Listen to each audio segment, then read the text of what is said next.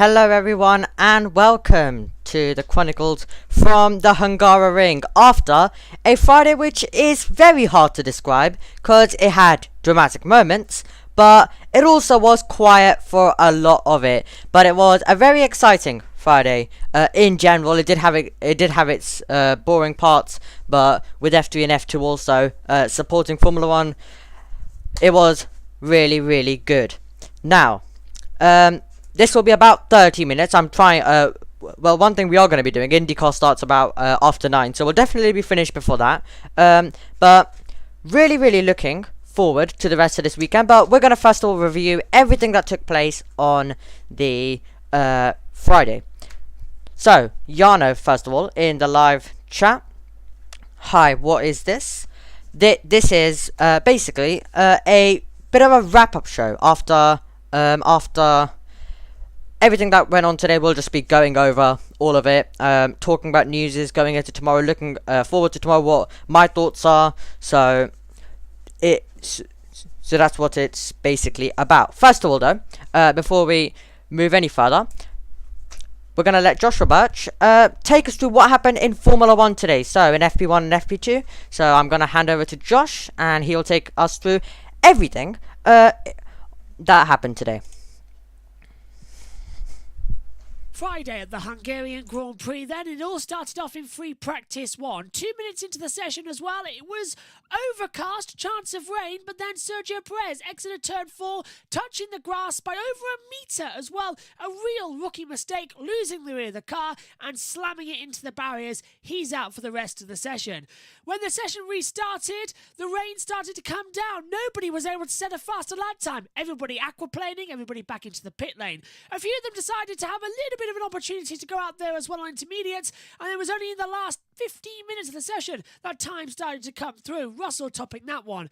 It dried up though by the time we reached the afternoon session, but the real casualty was Carlos Sainz, who in the end of first practice spun, lightly touched the wall, cost him about 20 minutes of the opening session. Also, that's Sergio Perez. They had a lot of work to do repairing the cars.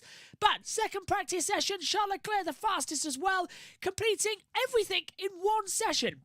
60 minutes to do long run, short run, qualifying simulations. It was madness. And add to that as well, the track was drying out. So we were getting faster and faster as we went. Leclerc topped though. The fastest time on Friday, 1:17.686.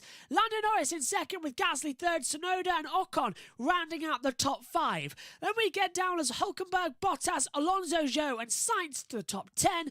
Verstappen 11th, but don't worry, he very much is just sandbagging. A lot left to find in that Red Bull going into tomorrow. Stroll, Albon, Magnussen, Hamilton, Sargent, Perez, Piastri and Russell the orders, but don't worry, hopefully tomorrow in practice 3 and qualifying we'll see the true pecking order from a crazy, unpredictable first day here at the Hungarian Grand Prix.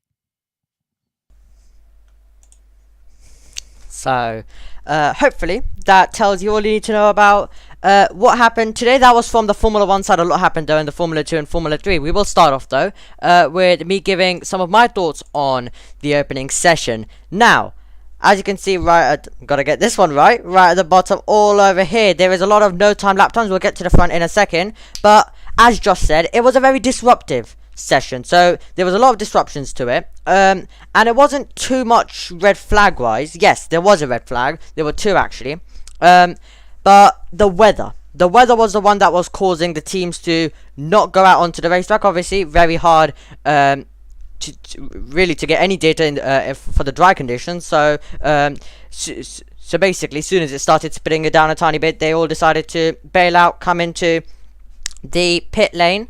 So yeah, it was Russell, then Piastri, and we were, and right at the end of FP1, we were all like, "Come on, Russell, let Piastri go fastest, let Piastri have it." But then Russell, right over the line, came and took it with a 1:38.795 in a very, as I've already said, disruptive session. Lance Stroll in third, Norris, Alonso, Bottas, Leclerc, Zhou, Sargent, Hülkenberg. Now, this is basically, we could not take anything, absolutely nothing we could take from this session. The teams weren't able to push to their max. We weren't able to see a lot of the main contenders even set a lap time on the board. As you can see, we have Verstappen, Hamilton all the way down there. So was Sergio Perez, but he crashed, so obviously he could not set a lap time later on. So, yeah. But now, on Perez. It's just getting ridiculous now. With Sergio Perez, I'm getting a bit speechless. Now, yes, there's a lot of pressure on him now. There is a lot of pressure on him. You have Daniel Ricciardo who's coming to the second AlphaTauri seat. And Perez will know it. Perez will know it that it's basically to test a replacement for him. They're trying to look at all different... Because with Ricciardo, it's a very easy answer they will get. If Tsunoda's beating Ricciardo, then Ricciardo definitely isn't good enough. If Ricciardo's beating Tsunoda, then Ricciardo probably will get the shot. But, now... I don't think this has been discussed too much, but I would say this could also be a possibility. That if Tsunoda beats Ricciardo, then they might just try Tsunoda because they have no one else to put in the car other than Perez. And really... How much worse can it get? Now, obviously, there's a big chance that it could get even worse, but Perez isn't performing too much, so I guess it probably wouldn't be too bad if they maybe didn't give it a go, but it could go horribly wrong because it's gone for all of the other drivers. But really, other than that, I don't know any other options. No other options. They're gonna have to then look outside their academy. I've seen some people saying that maybe Red Bull could do a dream team with Leclerc and Verstappen. So we're gonna have to see. We're really gonna have to see how this one is gonna play out. But Sergio Perez, his weekend, a driver who said coming into this weekend he just needed a clean weekend without any mistakes. He went into the first session, the first few minutes of it, and crashed.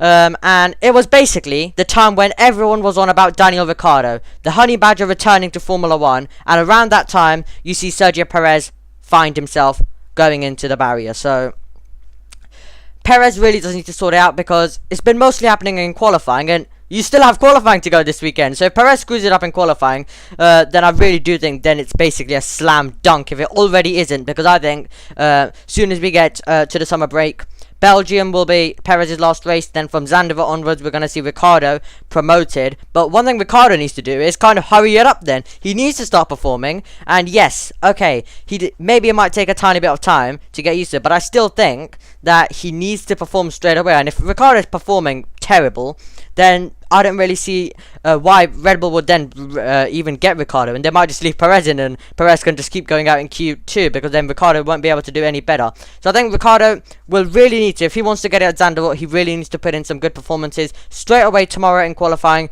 beating Tsunoda, and then obviously he'll just get faster, and faster. So a lot of pressure on for Perez. If he had a lot of pressure on for Perez to perform from now on, because I'd say it'd be a miracle if he can even hang on till the end of the season with how he's been performing. It is Red Bull now at the end of the day. I know a lot of people are saying, well, they won't just kick Perez out, but it is Red Bull. They've kicked De Vries out after 10 races. He did not even last till the summer break, and obviously it was a decision made selfishly by Red Bull, not because it really wasn't because of De Vries. Yes, he was performing bad, but it just kind of gave them an excuse to fire him. But they wouldn't fire anyone else. If De Vries was if this was another season, for example, where the second driver was performing in the Red Bull, then they would definitely not remove De Vries. So De Vries was removed. De Vries was there at the wrong time when Red Bull are looking for a second driver. They aren't getting enough data on Tsunoda.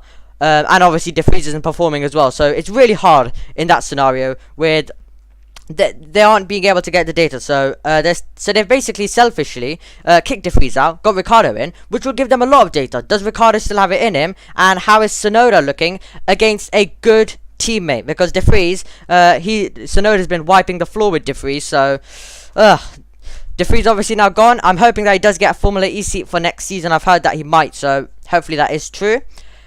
But anyway, we have a lot of time to discuss that in the summer break. But for now, today, Perez, I'm just getting speechless. If he goes out tomorrow, then there's definitely going to be some issues. There is definitely going to be a lot of issues if he goes out tomorrow. He better get into Q3. That is literally the minimum requirement. The minimum. The absolutely bare minimum. And I really shouldn't even be setting it that low, to be honest. A top 3 should be a minimum. If Verstappen's there, at least second, because Verstappen's a few tenths clear usually.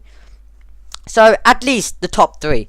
But I'm being kind to him, and top 10, but he's struggling. He's basically struggled to do that. Yes, he got through in the sprint shootout, but if we're counting the qualifying for the Grand Prix, then he hasn't all the way since Miami, which is absolutely ridiculous. So Perez, I just really don't understand. And also, we'll get into more of the mandatory qualifying tires in a bit, but that's gonna make his weekend even tougher because he's been struggling with all of these mixed up wet conditions, because we've had quite a few wet qualifyings this year, or at least damp circuit qualifyings, which have caused a lot of chaos. So I think Perez on those hards and mediums could really be struggling to get the tires warmed up, and could find himself maybe going out once again, and I would not be surprised. So usually it would be called a very bold prediction if someone said a Red Bull driver will go out, but at this stage it's basically now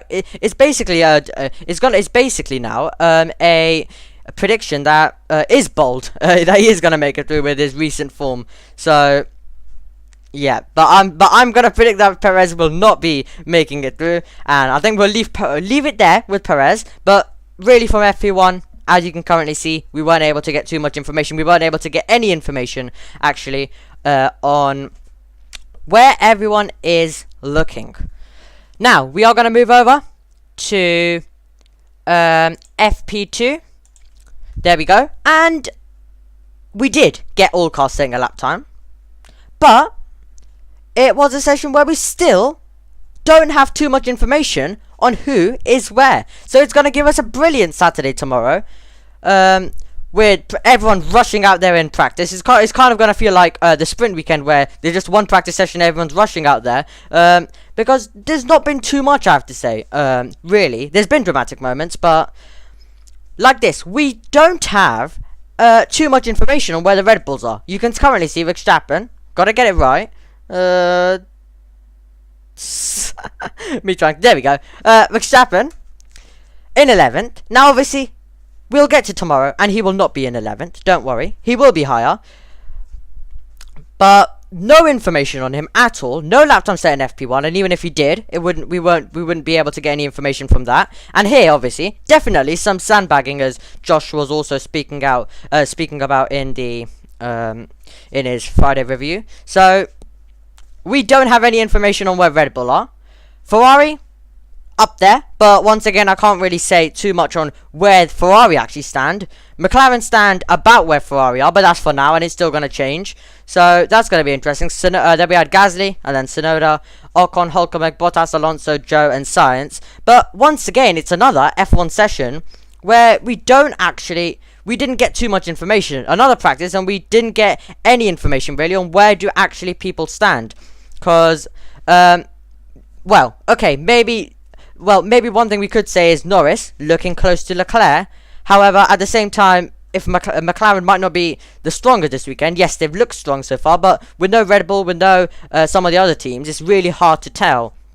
So if McLaren aren't really going to be up there, then Ferrari might not have the best weekend as well, because they seem close. And even those lap times, I probably won't be able to believe them until we get to FP3 tomorrow and we see where everyone actually stands. And if it's a damp and it's a wet FP3 and it's a disruptive FP3, then once again we won't have any information. We're gonna go into qualifying completely blind of not knowing where anyone stands. So yeah, but currently Verstappen and Red Bull haven't really shown any of their pace so far this weekend. They're leaving it really till Saturday. And obviously they have our new updates, which have been predicted to be about 2 or 3 tenths, which really did get me worried going into the weekend.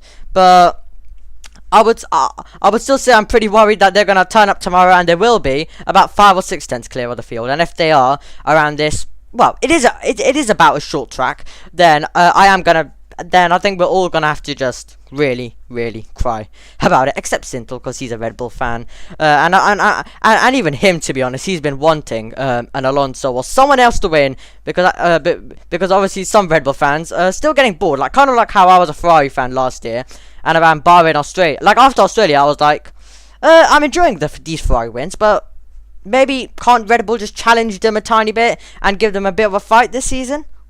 Because it's basically one of those things where I want Ferrari to win, but I also want a good race at the same time. So I'm one of those kind of people. So only Ferrari dominated 2 races, and I was already like, and I basically already went, can Red Bull give a bit of a fight to Ferrari to make the season a bit interesting, please? So, well, that did not end well, and I think a lot of people said the exact same thing, and when we got to the end of 2022, we regretted it. We regretted it quite a bit. But that's really it from... There we go. That's really it from FP2 and really F1 so far this weekend. We're going to get into, though, don't worry, we have more to talk about, and that is the F2 and F3, which obviously they had a qualifying, so a bit more of a competitive session to actually look at tomorrow before we get into the sprint races. So, Norris has said McLaren not really going to get too overconfident with this weekend. Yes, they had a brilliant one in really the last 2 rounds. Silverstone was mega. Austria, they were also in there as well. But they're not going to get overconfident. A bit of a different circuit, I would say. I would say they what I predicted is that they'll come a bit more. They'll be a bit more better when we get to Belgium. That they're going to take a bit of a step back this weekend here in Budapest. So yep. So we have McLaren saying McLaren not getting too overconfident with things. So we're gonna have to find out once again what is actually gonna happen tomorrow. And also we'll now actually speak about the qualifying format a tiny bit. The format remains the same. It's just mandatory tires in Q1, Q2 and Q3. Still the 18, 15 and 12-minute sessions. However, in those 18, 15 and 12-minute sessions, in the first one, in the 18-minute one Q1, we are going to be seeing the hard compounds of tires mandatory. So that means that no one can get on a set of mediums or softs. They have to go on the set of hards. Now, there is going to be one exception to this, and that would be that it's raining and it's declared a bit of a wet track. And if that is the case, then it's just going to be and then they'll just have to go on those soft compound tires. Well, it technically then becomes their choice. They can use the soft tires, but with obviously a bit of a different tire location, they might still need to do maybe one on the medium or something like that. So it's going to be interesting, but I will be really annoyed if we get to qualifying and it's to that point where it's almost dry. It's almost dry, but it's declared a wet track, and we get a boring session, and we have to just use the soft compound of tires in all of them. But I'm really, really hopeful that we are going to be getting to see this format. We weren't able to see it in Imola, which it was actually meant to be. So Budapest here was actually the backup for that one. So they're obviously doing it here at Hungary, but hopefully it doesn't rain, so we're actually able to see it. Hards in Q1, mediums in Q2, and softs in Q3. It's going to make the weekend much more interesting. The tire location, they've gone from 13 all the way down to 11 tires, so a bit less tires for them, but a lot of drivers haven't been happy about it. There's been a lot of complaints that the top teams will be ahead, or it affects their practice running. So a few teams saying we aren't able to run this tire in practice, and we're having to do a bit of less running, and so really, across the paddock, it's not been a popular thing for the drivers. It could be, though, an interesting thing for us, where we could see a bit more shocks, where we could see some drivers struggling to get the tyres warmed up in Q1, in Q2. So that will definitely make it very, very interesting. Red Bull, I guess we can't fully say that they struggle a tiny bit to get the tyres warmed up, but they haven't had the best of warm-up, let's just say, this season. On the opening laps, they have lost the lead quite a few times, if I have the calendar right there. So, Bahrain, we had Perez losing second, but we'll ignore that one because that was one car on the inside line, one car on the outside, so maybe the dirty line and all of those things that go into it. They lost the lead in Australia. They lost the lead in Saudi as well. Perez lost it to Alonso, who took the lead at turn 1. In Australia... it was Russell taking the lead past Verstappen. Leclerc was on pole in Baku, but Verstappen did lose out to Russell in the sprint. But once again, different positions, not from the front, so we'll kind of ignore that one. Miami, Perez kept it on that occasion. Imola, we didn't race at. Monaco, Verstappen at the inside line, he was always really going to be keeping it, unless someone decided to do what Harry King was able to do in the Porsche Supercup. and get past Larry 10-4. And we were all like, Alonso will definitely be wanting to do that, but he wasn't able to. It's basically impossible, because even if he pulled more alongside, Verstappen would have just had the inside line, and really he was risking a crash if he kept his foot in around the outside. Then, moving on to the Spanish GP, where I'd say it was pretty even on that occasion. Sainz got the slipstream. Yes, he challenged into turn 1, but that was just the slipstream, so really not going to count that. Canada, it was all good as well. Austria, I would say, once again, a bit even, but it was a British Grand Prix where they lost out. And even in some qualifyings, they are struggling with a bit of warm-up. So, yeah, it could be interesting, but once again, we could be seeing Max Verstappen getting through and Sergio Perez going out, which, softs, hards, mediums, whatever, Sergio Perez looks to be going out in every single session. So with this, I think it's going to be terrible news for him. And I think we could also see some shocks. Maybe one of the Ferraris going out, Mercedes going out. And Mercedes, actually, they aren't looking good at all. Mercedes, Hamilton saying the car is basically kind of the worst it's been as well, which not positive after some upgrades which some of the staff at Mercedes were hyping up going into this weekend, that yes, it could work a bit better at Hungary rather than Silverstone, as it's a bit more of a slower track, Monaco without the barriers, which, to be honest, they haven't gone too well at Monaco in recent years, but I'm just trying to think. Some of the Mercedes, I think it was James actually who said it, was that they were going to have a better time here at Hungary due to the nature of the circuit rather than the speed of Silverstone, Austria. So they went into the weekend very, very positive. However, looks like it hasn't worked out so far. But once again, we can't really tell. Mercedes could be absolutely waffling, and then we get here and they're maybe not challenging Red Bull, but somewhat in the game and somewhat finding an improvement. Even if it's not an improvement that takes them ahead of Red Bull, like for example, if it's an improvement like Ferrari, where it just gets them closer, but I guess much more in the fight for second, rather than about in 8th or 9th or 10th, somewhere like that. So gonna be interesting, but Mercedes very bad for them. We could see one of them out. And then I think Stroll might be going out. I think Alonso could maybe go out in Q2, but he might just get in. But it's gonna be interesting. I'm kind of giving predictions on who I'm thinking is gonna be going out. But we could see, but with all of the mediums and hards, I think we are gonna see some shocks. And you never know. Verstappen isn't gonna win every single race. Verstappen isn't going to take pole in every single race. Now, obviously, Leclerc took pole in Baku for the sprint and the qualifying.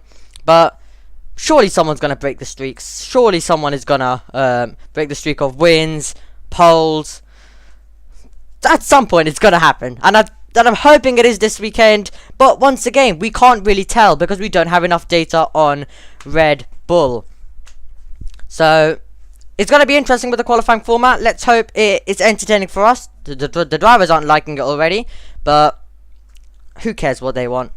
If we get a good qualifying, then I am fine with it. And yeah, McLaren, they were actually meant to have some upgrades. Quickly back onto McLaren, and then we'll finish off with F1. I spent a lot of time actually talking about F1. So we'll actually move on to Formula 2 and Formula 3, some of that, because I really want to talk quite a bit about that. So with McLaren, they were actually supposed to bring some upgrades this weekend. They have now bought the upgrades that Piastri did not have at Silverstone to Hungary, which was always going to happen. But they were meant to have even more upgrades to make the car even faster on Norris's side of things. I'm unsure if it was going to be for Piastri as well. But Piastri's been getting the delayed upgrades one round after Norris gets those ones. So Piastri has now been given the ones Norris had at Silverstone. So the cars should be more equal. And I have to say, Piastri did a fabulous, incredible stuff by him last time out at Silverstone. Bit of a slower car. Doesn't matter. Third place in qualifying and should have got the podium in the race, but the safety car really didn't help them, and obviously the strategy as well, where I was hoping that McLaren could go on the softs, and Norris was requesting softs, but McLaren went with the hards to go a tiny bit different. I would have liked to see McLaren on the softs, would have made it much more interesting, but yeah. So they're gonna bring their upgrades later on in the season. Piastri's now got an equal car to Norris, and once again, gonna be interesting to see what McLaren can do, but no new upgrades to Norris's car. But Piastri obviously gets the taste of the upgrades Norris had last time around. So then this is it for the F1 side of things. We're now gonna move on to the Formula 3 qualifying, and I'm gonna go right here, so I'm still in shot. There will be a few which I'm actually not in shot, so kind of good, so you don't see my face. However, on this side, I've kind of learnt it. Oh, there we go. Zach O'Sullivan taking pole position for the feature race on Sunday in FIA Formula 3. Dino Beganovic in the Prema alongside him, Prema 1 and 2. It is the not Red Bull, Williams Academy driver ahead of the Ferrari. And then we have Leonardo Fornaroli, who's performed well in these last few Formula 3 races, so he's definitely one to watch out for in the feature race coming up on Sunday. So really interesting. We have Sullivan, Beganovic, Fornaroli. It's going to be a similar situation because we actually had a Trident 1 and 2, so could we maybe see them working together a tiny bit? It is a bit of unheard in Formula 3, but or we could maybe get a Doohan and Stanek. They were both in Trident as well in 2021 at Sochi, where Doohan was like, I drive for myself. So could maybe see a bit of that, but at Prema. Then we had Franco Colapinto for MP Motorsport in 4th, Ollie Goethe in 5th position, then Polaron in 6th. He also got a lap time deleted previously, but he was still able to recover into 6th. At one point, I thought Prema were going to get 1, 2, 3. They did actually slot into 1, 2, and 3 at one point, but obviously there were other drivers who had to spoil the party in that one. So then we had Nicola Tussolo in 7th, Johnny Edgar in 8th, then Gabriele Bortoletto in 9th, our championship leader in 9th position. So he's been usually qualifying higher and starting the feature race higher, but instead this time he'll be starting the sprint race higher.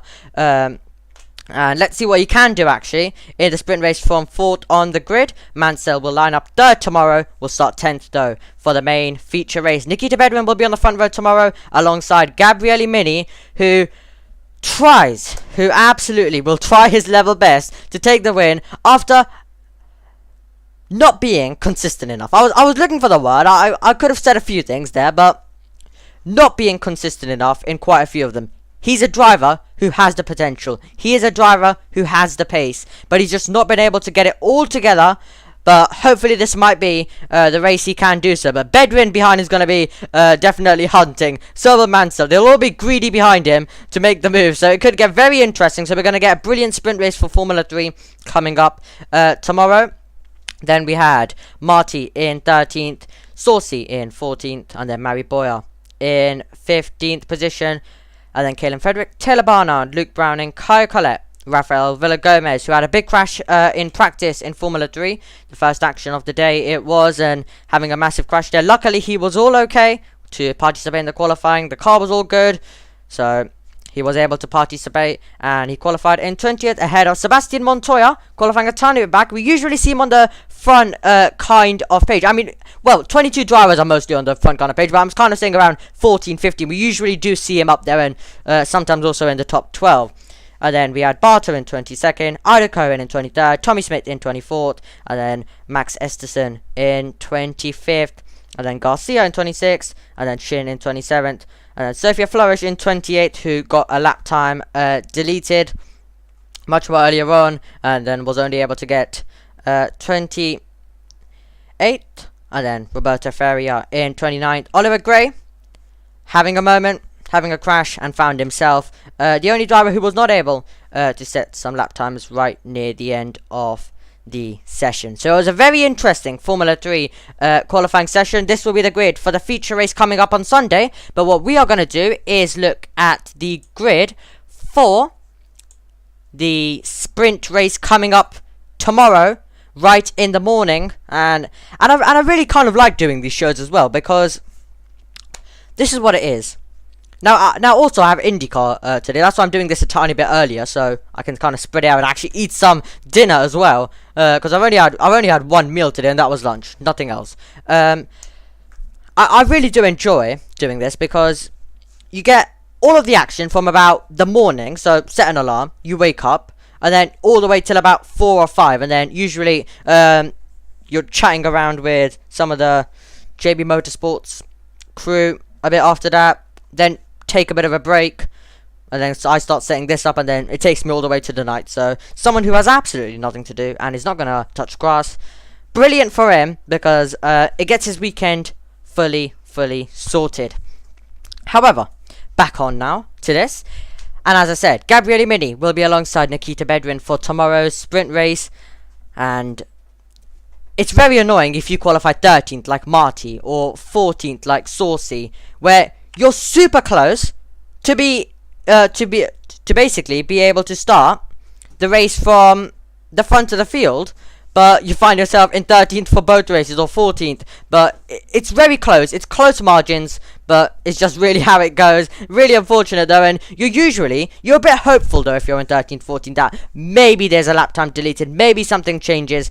So yeah, let's take you through though the order for the sprint race. Mini, Bedrin, and then we'll have Mansell, Bortoletto in 4th. What can the championship leader do in this sprint race? And then Nikita, sorry, I don't know where I got Nikola from. Nikita Tusalov in 5th position, Polaron in 6th, Oli Goethe in 7th, and then Johnny Edgar in 8th position, Franco Colapinto in 9th, and then Leonardo Fornaroli in 10th, Dino Beganovic in 11th, and the feature races pole sitter in 12th, Marty in 13th, Saucy in 14th, and then Mary Boyer, then Caelan Frederick, Taylor Barnard, Luke Browning, and then Caio Collet, Rafael Villagomez, Sebastian Montoya, Hugh Barter, Ido Cohen, and then Tommy Smith, and then Maxwell Esterson, and then Garcia Shin, and then Sophia Flourish, Roberto Ferrier, and Ollie Gray. So gonna be very interesting to see who is gonna be coming out on top in the sprint race. Now this is gonna be a race that we could see Mini, Bedrin, Mansell, Bortoletto, or really anyone win. A Formula 3 race, always absolutely cracking. So I'm 100% sure that we are going to be getting another excellent race coming up. I would say Formula 3 has been doing better. I think it had a few boring races right at the beginning, but since Spain it's been doing good. It's been having a lot of crackers. The Austria sprint race though was absolutely mind-blowing. We went 3 wide for the lead. Formula 1 can dream about 2 cars going wheel to wheel, when it's not just one car flying past another car, it's 2 cars for the lead who are actually similar pace but just dueling it out. Formula 1 can only really dream. But in Formula 3 and Formula 2 we get all of the action, and this is why Formula 2 and Formula 3 are my favourite racing series.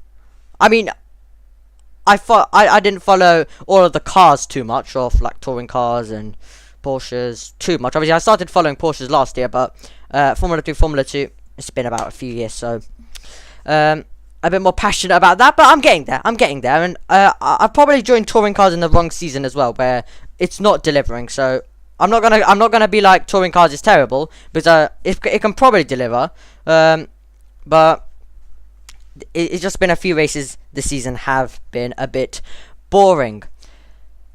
So it's gonna be Mini versus Bedrin towards turn number 1. In a Formula 3 car, it's a bit more slow, obviously, down there from the line. And in Formula 1 even, you usually see a bit of slipstreaming down there. So I think we could see maybe Bedrin get a good start. Could we maybe go 3 wide? It's going to be interesting. Mansell from 3rd is going to be looking to get a better start on Bedrin. And then one thing I could see that Mansell could do is get in the slipstream of Mini. Get past Bedrin already. So Bedrin, let's just say from the dirty side, doesn't get away well. Mansell then follows to the inside, so he'll need to be whole cars with the head of Bedrin, and then Mini will go cover the inside line, and then obviously Mansell in the slipstream will then move over to the outside. So it could get interesting down to turn 1, but turn 1 will not fully decide the race. It will continue. A few drivers have said it. Qualifying is crucial, which it is always. You need to be in the top 12 though, but it's going to be a bit more crucial.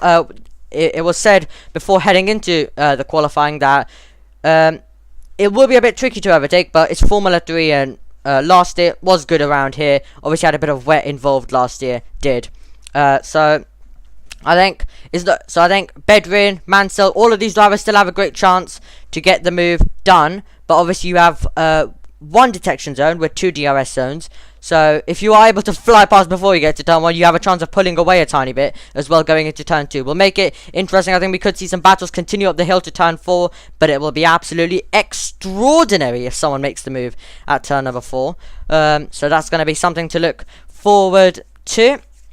But the 3 Prema boys I should say, I'm hoping that they are able to improve. As a bit of a Prema fan, I'm hoping that they are able to improve and make some overtakes. So it's going to be an absolute cracker there in Formula 3. Mini, Bedrin, Mansell, Bortoletto, and I think maybe Tussilov and Polaron I'd say can win. In a Formula 3 race I'd say 6 drivers, but I wouldn't be surprised if we see someone outside. And if it rains, then with pit stops in an F3 race like we saw last time out, it will make the race go absolutely wild.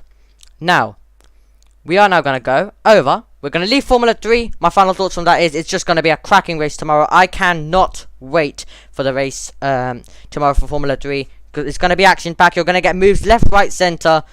But now, Formula 2, a series that I think will be even better. And now this is one of the series that you cannot really see me. Actually, maybe you can there. But I think Formula 2 will be even better like it's been all season. That's why Formula 2, if I had to give it the edge to one series, I guess for Formula 2, why I do give it an edge. Now basically, when I've been moving the scenes to from one thing to another, I've always been given a bit of story. Now, I guess it's time for a tiny bit more. So, I basically started Formula 2 and Formula 3 around the same time. But the reason why I would give Formula 2 the edge as my favourite series would be, I guess, it's a bit more closer to Formula 1, but it's also more, but it's also equal at the same time. And I don't really follow any of the other series, because if I wanted racing like Formula 3, then I could easily watch FRECA, I could easily watch so many other series, but Formula 2 kind of is in the middle for me, where it's close to Formula 1, but delivers banging racing, but not like Formula 3 as well. Now, I'm not saying Formula 3 is bad by any means. Formula 3, second favourite. It's just, I prefer F2, more closer to F1, and I just enjoy it a tiny bit more, so yeah, I think the Formula 2 racing will be even better. Now, obviously, you don't get side-by-side corner after corner after corner after corner, but it does take something magical for that to happen.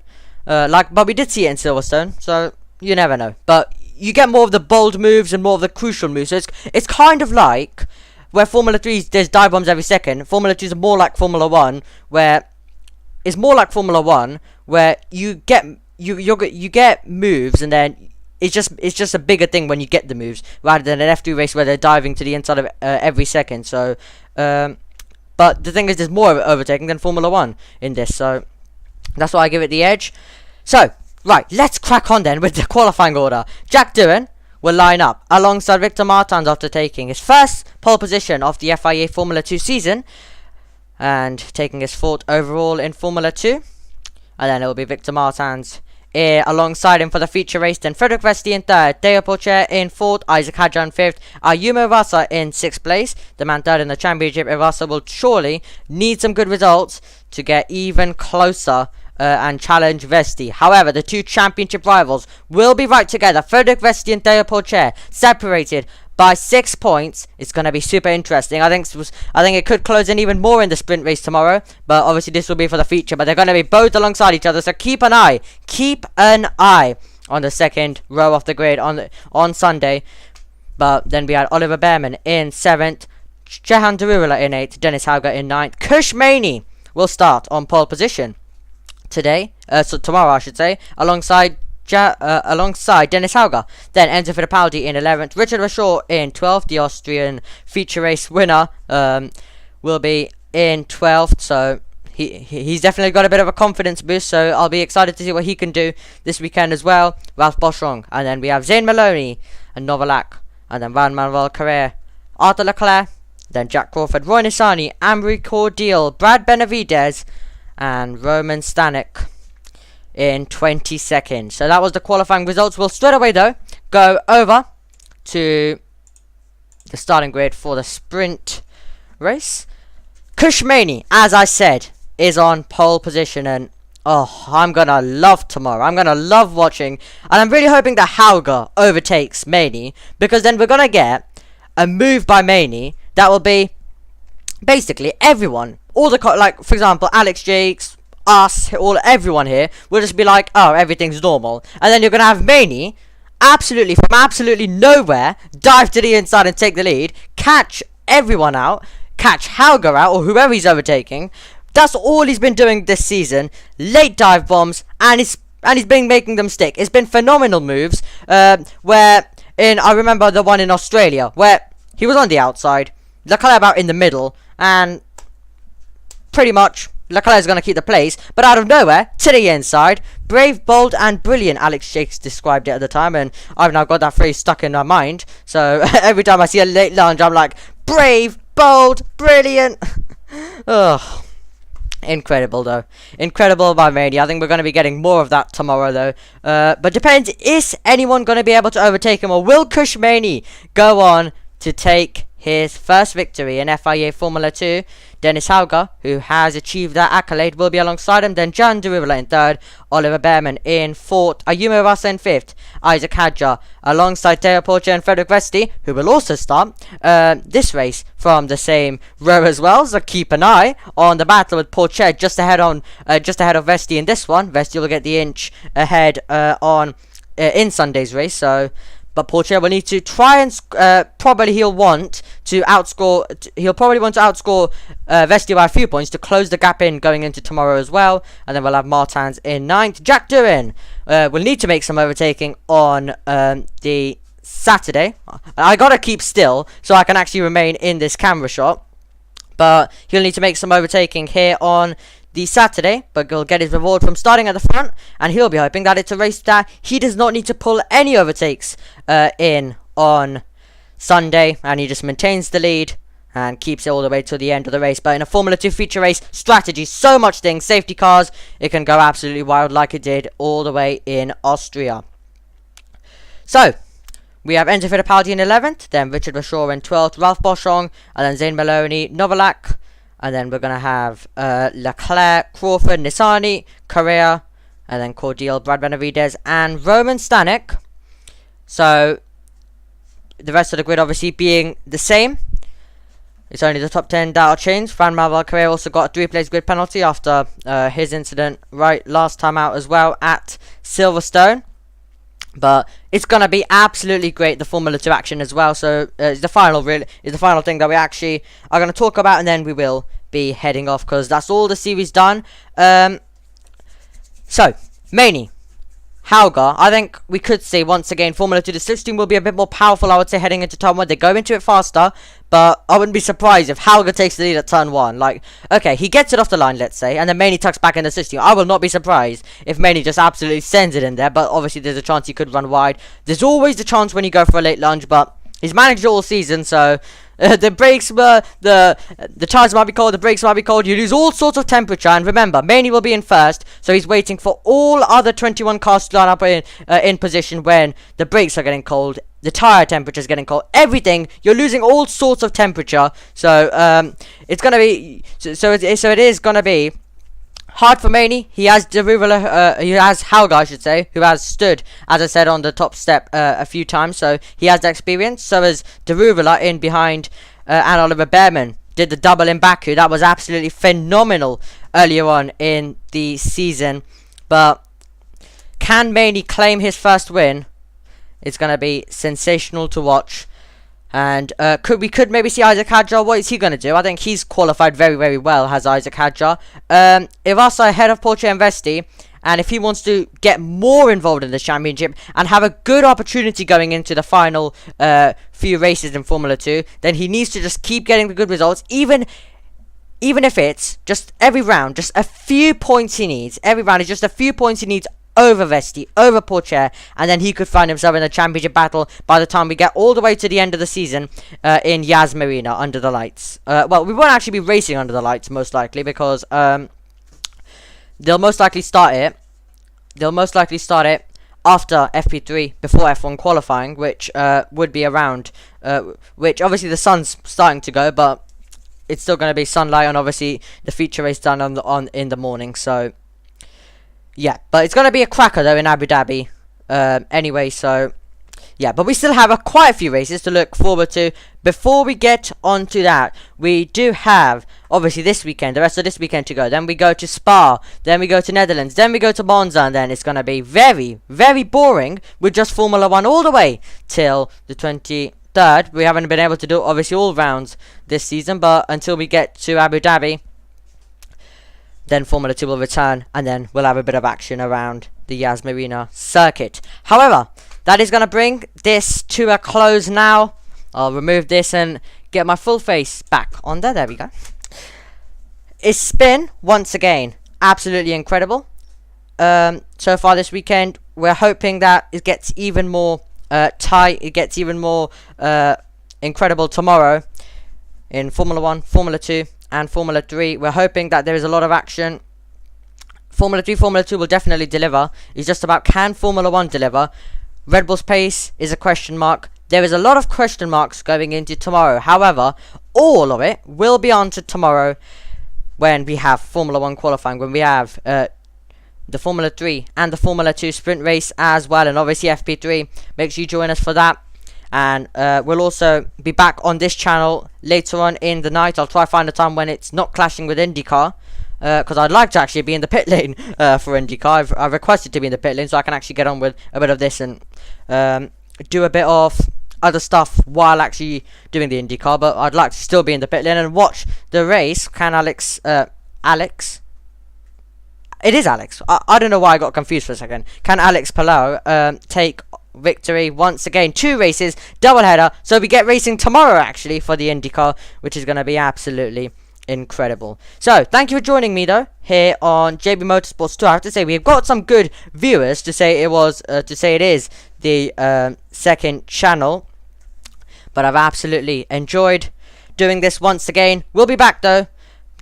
Also, we'll review the Porsche Supercup qualifying tomorrow, and we'll take you through the results for that as well on Saturday night, along with the Formula 2, Formula 3 and Formula 1 reviewing all of that. So thank you for joining me, and we'll see you tomorrow when JB Motorsports